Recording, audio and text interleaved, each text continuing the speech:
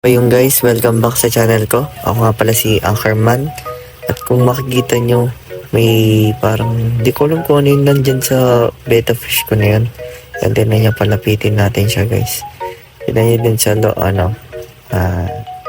lower part niya. Yan guys, oh. Ano kaya yan? Comment down below guys kung alam nyo kung ano yan. Pero for sure, sakit yan eh. Ano kaya yan guys? Kawawa naman tong beta natin guys. Yan.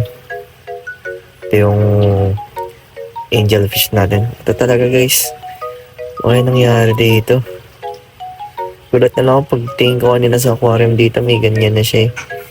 Biglang close up natin dito pag bumaba siya. Try natin kunan. Yan siya guys. Ang ganda pa naman niya, ng kulay niya.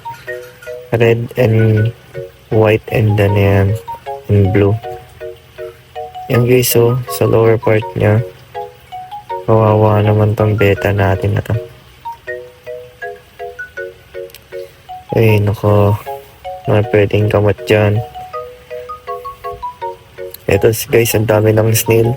Hindi invasive sila dito, pero okay lang yan kasi lalagay ko sa turtle yan para kainin ng turtle. Yan guys, ito yung community tank natin. Sa ilalim na lang tuloy itong beta na to. Para di naman siya nabubuli guys. So kaya nagmula to.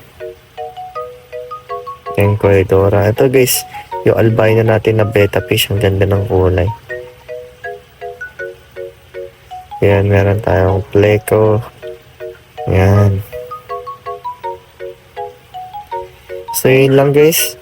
Po-comment down below na lang kung alam nyo kung ano yung sakit ng betta fish ko. At magpapag-giveaway tayo pag naka-reach tayo ng 250 followers. Baka is the giveaway natin. So yun lang guys, don't forget to like and subscribe. Bye!